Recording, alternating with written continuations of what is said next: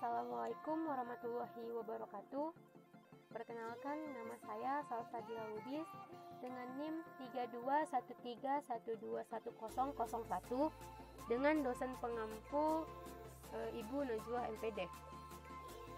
Di sini saya ingin mereview sebuah buku yang berjudul Homo Deus, A Brief History of Tomorrow, karya Yuval Noah Harari, yang dimana tugas review ini merupakan salah satu tugas dari KKMI di mata kuliah Bahasa Inggris Sejarah. Langsung saja dalam pembahasannya. Buku Homo Deus yang ditulis oleh sejarah Yuval Noah Harari adalah sebuah narasi yang meyakinkan tentang masa depan umat manusia, baik secara konseptual maupun biologis, yang disajikan di tengah ketidakpastian masa depan tertentu. Pembicaraan kekuasaan dan ideologi sebagian besar akan jenuh dan rumit seiring dengan kemajuan teknologi, baik secara positif maupun negatif. Pada buku ini, yang merupakan kelanjutan langsung dari rilisan Harari sebelumnya, yaitu buku yang berjudul Homo Sapiens, yang dimana Harari melanjutkan eksplorasi umat manusia, terutama tentang kemungkinan kelanjutan umat manusia.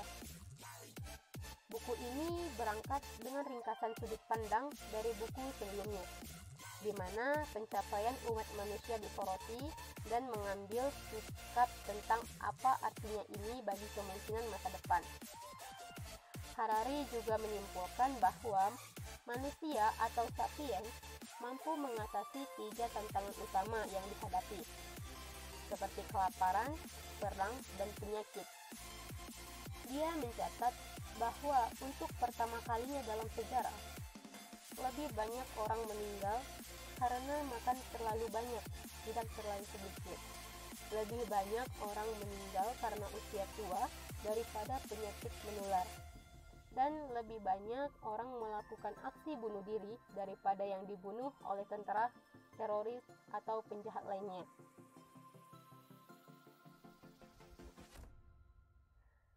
Berbicara tentang era Homo Deus. Apa itu era Homo Deus?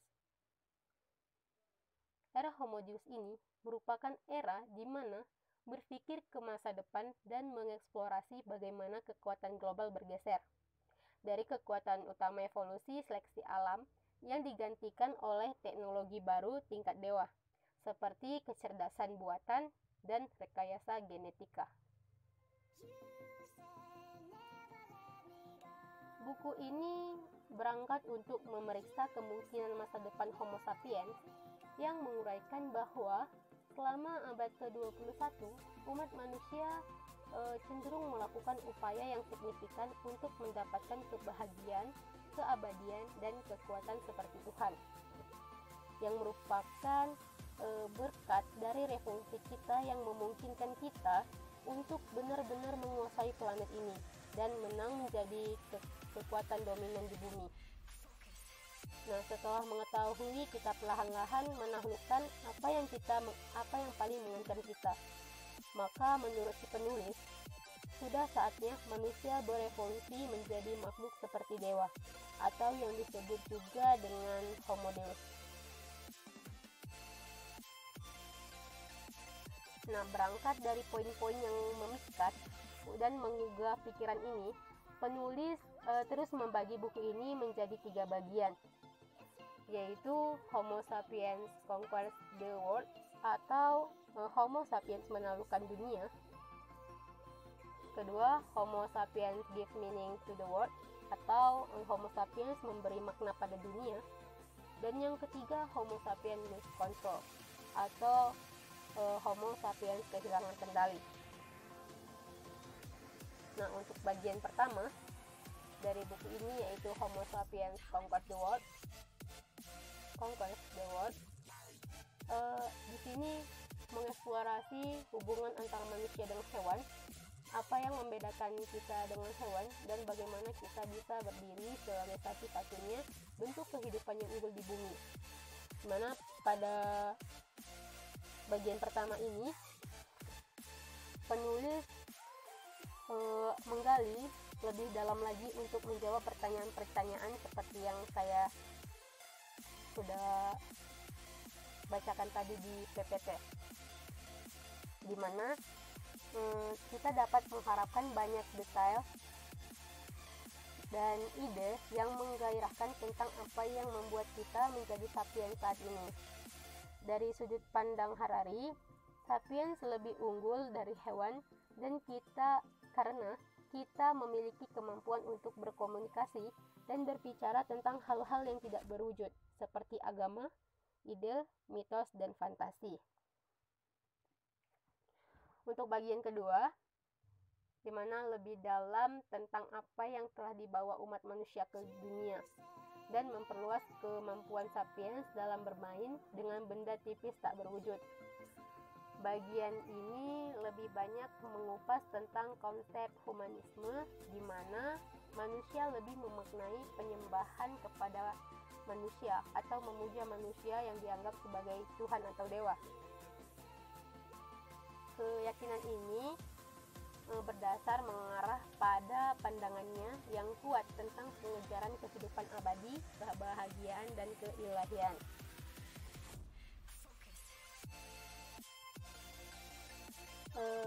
Dan juga membahas akan kemampuan besar umat manusia untuk memberi makna pada tindakan dan pemikiran yang memungkinkan banyak pencapaiannya.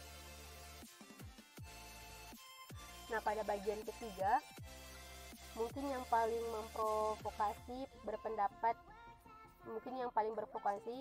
Harari berpendapat bahwa seperti judulnya, Homo sapiens, kehilangan kendali.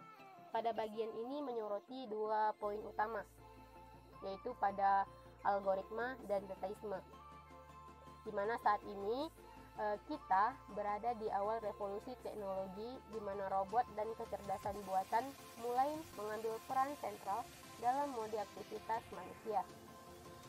Harari berpendapat bahwa kita tidak terikat pada ancaman tentang bagaimana robot akan mengembangkan perasaan mereka sendiri dan bertindak sebagai manusia. Namun, kita akan dikuasai oleh data, dan kita mungkin menjadi lebih dapat diandalkan dengan apa yang dapat diberikan oleh kecerdasan buatan dan robot kepada kita. Lebih lanjut, Harari menyebutkan bahwa teknologi yang dimiliki Google saat ini sudah mampu memprediksikan apa yang kita suka, apa yang kita tidak sukai, bahkan apa yang harus kita lakukan. Lebih banyak data yang dapat diperoleh, dan orang-orang yang memiliki akses ke data ini, misalnya perusahaan teknologi yang menyediakan layanan penyimpanan data, akan lebih terinformasi. Hal inilah yang kemudian diusung lebih lanjut oleh Harari, bahwa kekuatan atau resourceful information bukanlah milik semua orang. Untuk mendukung hal tersebut, Harari berpendapat bahwa manusia adalah sekumpulan algoritma, di mana terdapat kesekumpulan pola yang kita lakukan dalam kehidupan nyata, bahkan sampai pada tingkat genetik. Fakta bahwa kita semua adalah algoritma. Kita dimaksudkan untuk manuver eksternal, karena kita menjadi lebih banyak diprediksi berdasarkan data atau algoritma diri kita sendiri. Nah, disinilah Harari juga memunculkan konsep dataisme, di mana data disembah dan kita tidak lagi mengandalkan humanisme, di mana keyakinan dan ideologi akan dibengkokkan dan ditantang lebih jauh, seperti yang sudah kita miliki di masa sekarang. Hal-hal yang kita anggap tidak layak atau tidak etis, suatu hari nanti mungkin menjadi modal dasar yang dipegang semua orang. Selanjutnya, orang akan dibagi ke dalam kelas berdasarkan perolehan kekuasaan mereka, yang ditentukan berdasarkan siapa yang memiliki akses ke informasi dan data. Mereka yang memiliki akses untuk memanfaatkan informasi dan data itu akan menang. Ditambah lagi dengan fakta bahwa teknologi bahkan akan memungkinkan kita untuk hidup selamanya. Nah, aktivitas berbasis data hanya akan mewujudkan keadaan seperti Tuhan yang diusulkan Harari di awal tersebut, yang hari-hari menyatakan bahwa individu hanya akan menjadi kumpulan sistem biokimia yang dipantau oleh jaringan global. On the last part of the book that Harari menyebutkan bahwa masa depan masihlah masa depan, di mana masih belum pasti. Ini menegaskan kembali bahwa memang harus ada pendekatan yang lebih hati-hati yang tergabung dalam keseluruhan pembangunan dan kemajuan teknologi. Tetapi ketakutan tidak boleh menjadi dasar perkembangan kita. Lebih jauh lagi, seperti yang juga disebutkan di awal, buku ini tidak berusaha memprediksi masa depan. Buku ini bertujuan untuk mengurai keadaan masa lalu dan masa kini umat manusia yang mungkin lebih berimplikasi pada kemungkinan visi tentang seperti apa kita di masa depan. Buku ini mampu melepaskan argumen dari visi khas masa depan yang terlihat di mana-mana dalam produksi fiksi ilmiah, dan tetap logis dalam membentuk visi masa depan yang seperti mimpi. Memang terlalu jauh untuk mengambil buku ini dan argumennya. Misalnya pengejaran manusia untuk kebahagiaan, kehidupan abadi, dan kekuatan ilahi. Terlalu serius, tetapi penting. Terlalu serius tetapi penting untuk mengingat diri kita sendiri tentang jejak kaki apa yang telah kita tinggalkan dan kemana jejak itu akan membawa kita. Lebih banyak sudut pada lingkungan, populasi, kedaulatan negara mungkin merupakan tambahan yang luar biasa untuk narasi ini.